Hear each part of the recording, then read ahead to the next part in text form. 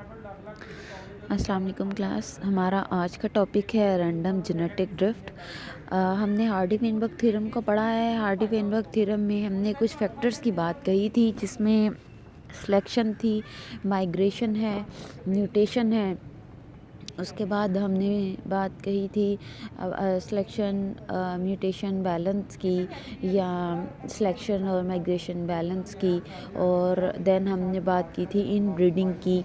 और last factor जो हमारा रह गया है वो है रैंडम जेनेटिक ड्रिफ्ट, जो कि इसी का एक हार्डी-वेनबर्ग थ्योरम का ही एक फैक्टर है, जो कि इस थ्योरम को डिस्टर्ब कर सकता है। According to Hardy and Weinberg, genetic drift जो है वो पॉपुलेशन सैम्पलिंग को डिस्टर्ब कर सकता है, और वो P+Q=1 वाली जो इक्वेशन है उसको डिस्टर्ब कर सकता है। तो ये रैंडम जेनेटिक ड्रिफ्ट है क्या? Random genetic drift basically sampling, random sampling का नाम है। ये सैम्पलिंग जो है ये एरर क्रिएट कर सकती है, यानी इसके नतीजे में P और Q इक्वली नेक्स्ट जनरेशन में पास ऑन नहीं हो सकते। रैंडमली ऐसा हो सकता है कि सैम्पल्स जो गेमीट सेलेक्ट हो रहे हैं फॉर फर्टिलाइजेशन, उनमें P ज़्यादा हो, जिसकी वजह से नेक्स्ट जनरेशन में P की फ्रीक्वेंसी बढ़ जाए और Q कम हो जाए, या फिर Q ज़्यादा हो जिसकी वजह से नेक्स्ट जनरेशन में Q की फ्रीक्वेंसी बढ़ जाए और P की कम हो जाए। तो ये जो जेनेटिक ड्रिफ्ट है, जैसे इसके साथ लिखा गया है रैंडम, तो ये बिल्कुल रैंडम इवेंट है। ये दोनों डायरेक्शन में चल सकता है। एक जनरेशन में P की फ्रीक्वेंसी ज़्यादा हो सकती है, दूसरे में Q की ज़्यादा हो सकती है, और ऐसा भी हो सकता है कि एक के बाद दूसरी और तीसरी जनरेशन में भी P की फ्रीक्वेंसी ज़्यादा होती चली जाए। ये बिल्कुल ऐसा ही है। इसको समझने के लिए एक बहुत सिंपल सी एग्ज़ाम्पल हम लेते हैं कि फॉर एग्ज़ाम्पल अगर किसी आइसलैंड में कुछ बियर्स हैं, और कुछ बियर्स जो हैं वो वाइट कलर के हैं और कुछ बियर्स ब्लैक कलर के हैं, और एक बर्फ़ानी तोदा गिर जाता है या लैंडस्केपिंग स्लाइडिंग हो जाती है, जिसके नतीजे में बहुत से बियर्स की डेथ हो जाती है। अब एक्सीडेंटली मरने वालों में से वाइट बियर ज़्यादा हैं, तो क्या होगा कि वाइट अलील्स जो हैं, जो इस ये बियर जो इन बियर में वाइट कलर दे रहे हैं वो कम हो जाएगी। वाइट अलील्स कम हो गए हैं और जो ब्लैक अलील्स हैं वो ज़्यादा हो जाएंगे। इस तरह से ये जो फ्रीक्वेंसी है ये चेंज हो जाएगी, और ये रैंडम इवेंट है। कोई भी ऐसा इवेंट जो कि फ्रीक्वेंसी चेंज कर दे तो ये रैंडम जेनेटिक ड्रिफ्ट कहलाती है। It's non directional. Non direction से मुराद ये किसी भी डायरेक्शन में हो सकता है। वाइट भी सिलेक्ट हो सकते हैं, ब्लैक भी सिलेक्ट हो सकते हैं, P भी सिलेक्ट हो सकता है, Q भी, कोई भी अलील जो है वो सिलेक्ट हो सकता है। तो इस तरह से ये इवेंट जो है ये रैंडम होता है, इसकी कोई डायरेक्शन नहीं है। और इसके अलावा जेनेटिक ड्रिफ्ट की एक और खासियत है। एक खासियत तो ये है कि ये रैंडम है, दूसरी खासियत ये है कि ये नॉन डायरेक्शनल है, किसी भी डायरेक्शन पर इसका असर हो सकता है। जैसे सिलेक्शन जो है उसकी एक डायरेक्शन होती है, म्यूटेशन की डायरेक्शन है कि वो P को सिलेक्ट कर रही है, या फिर म्यूटेशन में P बन रहा है, या माइग्रेशन में P पॉपुलेशन में आ रहा है। लेकिन यहाँ पर जो है ये किसी भी डायरेक्शन में ये हो सकती है। तो सेकेंडली इसमें ये है कि जेनेटिक ड्रिफ्ट से ज़्यादा असर उन पॉपुलेशन पर पड़ता है जिनका साइज़ कम हो। अगर उसी बियर की हम एग्जांपल लें, अगर ये बियर्स की पॉपुलेशन काफ़ी बड़ी है, थाउजेंड्स प्लस बियर मौजूद हैं, बर्फ़ानी तोता गिर गया है और कुछ 12-13 बियर्स मर गए हैं, तो कुछ ख़ास फ़र्क नहीं पड़ेगा पॉपुलेशन की एलीलिक फ्रीक्वेंसी पर। लेकिन यही इमेजिन करें कि देर आर जस्ट 10 बियर्स, और जिनमें से 4 ब्लैक हैं और बाकी जो 6 हैं वो वाइट हैं, और बर्फ़ानी तोदा गिरने से 5 बियर्स मर गए हैं और एक्सीडेंटली चारों के चारों ब्लैक बियर मर गए हैं। तो अब क्या होगा? ब्लैक बियर्स को कंट्रोल कर रहे थे जो अलील, वो अलील जो कि ब्लैक कलर कंट्रोल करता था वो ख़त्म हो गया। इससे कोई भी अलील ख़त्म भी हो सकता है, और दूसरा अलील जो कि वाइट कलर इम्पार्ट कर रहा था वो फ़िक्स हो गया, क्योंकि अलील फिक्सेशन से मुराद है कि पॉपुलेशन के सब मेंबर्स में अब वही अलील मौजूद है।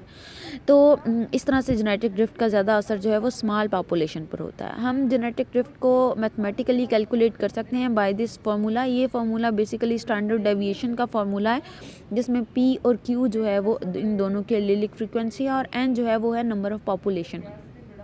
इसको आप ज़्यादातर 2n लिखते हैं क्योंकि n में पॉपुलेशन साइज़ अगर 100 है तो 100 में कितने अलील मौजूद होंगे, 200, क्योंकि हर एक मेंबर में 200 अलील मौजूद होते हैं। तो इससे आप जो है वो स्टैंडर्ड डेविएशन कैलकुलेट कर सकते हैं। अगर आपके पास p और q जो है वो 0.5 होगा तो और आपके पास पेरेंट्स जो हैं वो 5000 हैं, तो इसका मतलब है कि आपने इनको मल्टीप्लाई करना है 2 से, तो ये क्या हो जाएंगे 10,000।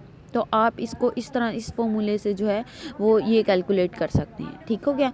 अब इससे आपकी स्टैंडर्ड डेविएशन क्या निकलेगी 0.005। इसका मतलब है कि P और Q दोनों की फ्रीक्वेंसी में 0.005 प्लस माइनस का फ़र्क पड़ सकता है। जैसे ये 0.5, ये आप देख सकते हैं यहाँ पे लिखा है 0.5 प्लस माइनस 0.005। नेक्स्ट जनरेशन में 0.5 से इनकी फ्रीक्वेंसी 0.5 अगर प्लस होगी तो 0.505 हो जाएगी, या कम होने से 0.495 हो जाएगी। तो इसका मतलब है कि 0.5 से प्लस या माइनस हो सकता है, 0.005 का फ़र्क पड़ सकता है। लेकिन अगर आप इसी इक्वेशन में देखें कि अगर नंबर ऑफ़ पॉपुलेशन जो है वो कम है और यहाँ पर है सिर्फ 4 अलील, तो अब क्या फ़र्क होगा, अब जो पढ़ने वाला फ़र्क होगा वो होगा 0.2 टू 0.75। यानी नेक्स्ट ही जनरेशन में 0.5 में या तो 0.25 का या तो इजाफ़ा होगा 0.25 का, या 0.25 की कमी होगी। तो अगर 0.25 में इजाफ़ा होगा तो ये 0.75 हो जाएगा। अगर P में इजाफ़ा हो रहा है 0.75 हो गया है, और अगर कमी हुई है तो 0.25 हो गया। इस तरह से ये जो ड्रिफ्ट है ये पॉपुलेशन साइज़ को कम या ज़्यादा कर सकता है। अब नेक्स्ट ही जनरेशन में आप देखेंगे कि अगर नेक्स्ट जनरेशन में भी इसी स्मॉल पॉपुलेशन में सेम सैम्पलिंग रहे तो नेक्स्ट जनरेशन में ये इंक्रीज़ हो, जो अगर 0.75 था तो इसमें फिर 0.25 करें नेक्स्ट जनरेशन में, तो ये क्या हो जाएगा 1, यानी ये अलील फिक्स हो गया है। और अगर ये 0.5 2 दफ़ा कम होता है, 0.25 एक जनरेशन में 0.25 हो जाता है, नेक्स्ट टाइम 20 में 0.25 माइनस होगा तो ये क्या हो जाएगा 0, यानी एक अलील 0 हो गया और दूसरा अलील जो है वो फिक्स हो गया। तो आपने देखा कि स्मॉल पॉपुलेशन में कोई भी अलील लॉस होने या फिक्स होने के चांसेस ज़्यादा हैं, जबकि जो बड़ी पॉपुलेशन है उसमें नंबर ऑफ़ जनरेशन्स चाहिए हैं, बहुत सी जनरेशन चाहिए अलील को फिक्स होने के लिए या लॉस होने के लिए। तो क्योंकि रैंडम जेनेटिक ड्रिफ्ट के लिए पॉपुलेशन साइज़ बहुत इंपॉर्टेंट है, इसलिए हम लेकर आते हैं अफेक्टिव पॉपुलेशन साइज़ NE। अब अफेक्टिव पॉपुलेशन साइज़ जो है वो टोटल पॉपुलेशन साइज़ से डिफरेंट है। जैसे कि चाहे टोटल पॉपुलेशन साइज़ जो है वो 1000 ही हो, लेकिन उसमें ब्रीडिंग इंडिविजुअल्स कितने हैं, यानी वो इंडिविजुअल जो कि एक्चुअल फर्टिलाइजेशन में पार्टिसिपेट करते हैं। हो सकता है कि 1000 में बहुत से इन्फेंट्स हों, या कुछ मेल ऐसे हों जो कि ब्रीडिंग एज से गुजर चुके हैं, या कुछ फीमेल ऐसी हों जो कि ब्रीड नहीं कर पाती। तो इसलिए इस तरह से ब्रीडिंग पॉपुलेशन साइज़ जो है वो कम हो जाएगा।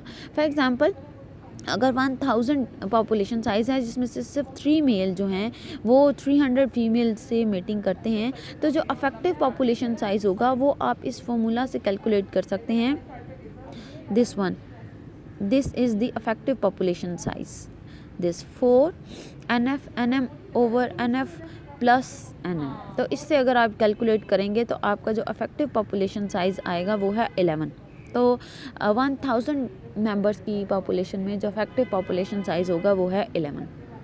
तो इसी तरह से ये राइट की यहाँ पर एग्जांपल दी गई है, जिसने जो है ड्रोसोफिला पे काम किया था और इसने 107 सेपरेट लाइंस ली थी ड्रोसोफिला की, और इसने उनको जो है वो 19 जनरेशन तक रेस किया था। और जब शुरू में उसने ये इन सेपरेट पॉपुलेशंस को लिया था तो ये यहाँ पर ये दिखाया गया है, ये 107 लाइंस हैं और ये सब की जो इनिशियल पॉपुलेशन फ्रीक्वेंसी है वो है 0.5। ठीक है। अब उसने रैंडमली हर पॉपुलेशन से रैंडमली जो है 107 पॉपुलेशंस हैं, और उसने हर पॉपुलेशन में जो 2 अलील्स हैं BW और BW5, इन दोनों BW75, इन दोनों में जो फ्रीक्वेंसी, इन दोनों अलील की फ्रीक्वेंसी जो है वो 0.5 थी, जैसे कि यहाँ पे दिखाया गया है। अब जनरेशन 1 में जब उसने सैम्पलिंग की है रैंडमली, उसने ड्रोसोफिला को सिलेक्ट किया है, तो इस केस में आपने देखा कि ये अपनी ओरिजिनल फ्रीक्वेंसी से डिपार्ट होना शुरू हो गई हैं। कुछ पॉपुलेशंस जो हैं वो उनमें कोई फ्रीक्वेंसी ज़्यादा हो रही है और किसी की फ्रीक्वेंसी कम हो गई है। जनरेशन 5 में देखें कि अब डेविएशन और ज़्यादा हो गई है। जनरेशन 10 में और जनरेशन 15 और आखिरी जनरेशन 15 में आप देखें कि कुछ पॉपुलेशंस ऐसी हैं जिनमें कोई एक अलील फिक्स हो गया है और दूसरा अलील जो है वो लॉस हो गया है। ये देखिए आप, नंबर ऑफ़ BW75 अलील्स, कुछ जनरेशन में ये ज़ीरो है, यानी ये लॉस हो चुका है, और कुछ पॉपुलेशंस ऐसी हैं जिनमें ये फिक्स हो चुका है। और बहुत सी और पॉपुलेशंस ऐसी हैं जिसमें इसकी फ्रीक्वेंसी इंटरमीडिएट है। तो ये कहने का मकसद ये है कि ये सब की सब पॉपुलेशंस में सिर्फ रैंडम इफेक्ट से, जो पहले फ्रीक्वेंसी 0.5 थी, लेकिन रैंडम सैम्पलिंग से इनकी फ्रीक्वेंसी जो है वो कंसिडरेबल चेंज हो गई है। किसी में फ़िक्स हो गई है और किसी में ये जो है वो लॉस हो गया है कम्प्लीटली। अब ये जो जेनेटिक ड्रिफ्ट है, इसके दो कॉन्सिक्वेंसेस हो सकते हैं या दो इफेक्ट्स हो सकते हैं। एक है फाउंडर प्रिंसिपल और एक है bottle neck effect. Founder principle क्या है? फाउंडर प्रिंसिपल का मतलब है कि जो फाउंडिंग पॉपुलेशन होती है वो अपनी पॉपुलेशन का थोड़े अलील साथ लेकर जाती हैं और नेक्स्ट जगह जाकर उनकी अलीलिक फ्रीक्वेंसी बहुत डिफरेंट हो जाती है। फाउंडिंग पॉपुलेशन क्या है? फॉर एग्जांपल क्लास, आप इमेजिन करें कि एक मेनलैंड है जहाँ पे बहुत से आप कह लें कि बर्ड्स की पॉपुलेशन रहती है, और वहाँ पर जो है ड्रोसोफिला की, चलें बात कर लें, आपकी यहाँ पर ड्रोसोफिला की एग्जांपल दी गई है। तो नेटिव लैंड है, एक जो है एक बड़ी मेन लैंड है जहाँ पर जो है वो ड्रोसोफिला रहती हैं और उनकी कुछ स्पीशीज़ वहाँ पर एग्जिस्ट करती हैं और उनमें एक ख़ास किस्म की एलीलिक फ्रिक्वेंसी होगी। अब क्या होता है कि वहाँ से कुछ मेंबर जो हैं अपनी पॉपुलेशन को, पेरेंटल पॉपुलेशन को छोड़कर किसी और जगह चले जाते हैं, दूर आइलैंड में किसी माइग्रेट कर जाते हैं। अब वो जो ये कहलाती है फाउंडिंग पॉपुलेशन। कुछ मेंबर जब माइग्रेट करके जाते हैं तो वो पूरे का पूरा जीन पूल तो साथ लेकर नहीं जाते, बल्कि जीन पूल का एक सैंपल ही लेकर जाते हैं। हो सकता है कि पेरेंटल पॉपुलेशन में कुछ जीन ज़्यादा फ्रीक्वेंसी में हो, लेकिन माइग्रेट करने वाले इंडिविजुअल में वो जीन इतनी ज़्यादा फ्रीक्वेंसी में ना हो, बल्कि कोई रेयर कोई ऐसे जीन जो कि पेरेंटल पॉपुलेशन में कम था, लेकिन फाउंडर ज़्यादातर वो हैं, बाहर जाने वाले ज़्यादातर वो हैं जिसमें वही रेयर अलील मौजूद है। तो नेक्स्ट पॉपुलेशन में क्या होगा, जो पॉपुलेशन गई है और वो नए आइलैंड पर चले गए हैं, वहाँ जाके इन्होंने ब्रीड करना शुरू किया है, तो वहाँ पर क्या होगा कि अलीलिक फ्रिक्वेंसी चेंज हो जाएगी। जो पेरेंटल पॉपुलेशन में अलील रेयर थे वो अब वहाँ पर जाके प्रीडोमिनेंट हो जाएंगे, और वहाँ पे पेरेंटल पॉपुलेशन में जो अलील ज़्यादा थे, क्योंकि माइग्रेट करने वाले इंडिविजुअल में वो अलील कम है, तो वहाँ पे जाकर भी वो अलील कम हो जाएंगे। अब ये पॉपुलेशन जब ब्रीड करेगी तो ये अपने साथ वहाँ पर एक यूनिक किस्म का जो है वो इनका जेनेटिक मेकअप होगा, जो अपने पेरेंट से काफ़ी डिफरेंट होगा। इस केस में भी कुछ अलील लॉस हो सकते हैं और कुछ अलील फिक्स हो सकते हैं। जाने वाले सभी मेंबर में कोई एक ही अलील है उसका और दूसरा अलील मौजूद नहीं है, तो इसका मतलब है क्या, जो पॉपुलेशन वहाँ गई है वहाँ पर सिर्फ वही एक अलील गया है। वो जब ब्रीड करेंगे, अपने ऑफस्प्रिंग प्रोड्यूस करेंगे, तो उनमें वही एक अलील होगा और उसका दूसरा अलील मौजूद नहीं होगा। तो फाउंडर इफेक्ट भी जो है वो लेकर आ सकता है मेगा चेंज। इसके बाद जो दूसरा इफेक्ट है वो है bottle neck effect. Bottle neck effect से क्या मुराद है? आप जानते हैं कि बॉटल नेक जो है उसका साइज़ छोटा होता है बाकी बॉटल की निस्बत। तो बॉटल नेक इफेक्ट से क्या मुराद है, इसको समझने के लिए एक सिंपल सी मैं आपको एग्जांपल देती हूँ कि कुछ इंडेंजर्ड स्पीशीज़ होती हैं, जैसे कि पांडास की एग्जांपल ले लें। पहले बहुत ज़्यादा पांडास पाए जाते थे और आलमोस्ट बहुत सी इनमें कलर वैरायटीज़ जो है वो मौजूद थी। फिर क्या हुआ कि इनको एक्सेसिवली हंटिंग की गई, इनका हैबिटेट कम हो गया, जिसकी वजह से इनका नंबर बहुत कम हो गया। अब इनका नंबर कम हो जाने की वजह से क्या हुआ कि कुछ ही पांडास बच गए। अब जो पांडा बच गए उनमें कुछ अलील बचे, बाकी बहुत से अलील जो वैरायटी थी, डाइवर्सिटी थी, वो ख़त्म हो गए। अब हमने क्या किया, फॉर एग्जांपल अब वाइट और ब्लैक पांडास ही बच गए, बाकी जितने कलर के पांडास थे वो सब के सब ख़त्म हो गए। अब हमारे पास वो सब अलील ख़त्म हो गए हैं जो कोई और बॉडी कलर इम्पार्ट करते हैं और सिर्फ ब्लैक और वाइट अलील बचे। अब अगर हम उन पांडास को रिस्टोर करते हैं और उनको प्रॉपर हैबिटेट देते हैं ताकि वो अच्छी तरह से अपनी ब्रीडिंग कर सकें और उनका नंबर अगेन 1000 तक चला जाता है, लेकिन उनमें अलील जो हैं वो सिर्फ और सिर्फ वाइट और ब्लैक वाले ही हैं, जिसकी वजह से उनका कलर वही रहेगा, उनमें डाइवर्सिटी अब हम दोबारा इंट्रोड्यूस नहीं कर सकते। तो ये है बॉटल नेक इफेक्ट। दोनों ही कॉन्सिक्वेंस हैं स्मॉल पॉपुलेशन साइज़ के, जो कि अलीलिक फ्रीक्वेंसी को चेंज कर लेते हैं। होपफुली आप इसको इसकी समझ आ गई होगी और ये आपने हार्डी-वेनबर्ग थ्योरम के साथ ही करना है। ये आपका चैप्टर भी ये आपका टॉपिक भी स्ट्रिकबर्गर की बुक से ही है, एवोल्यूशन की स्ट्रिकबर्गर की बुक, और ये चैप्टर नंबर 22 है जिसमें से ये आपको टॉपिक जो है वो करवाया गया है।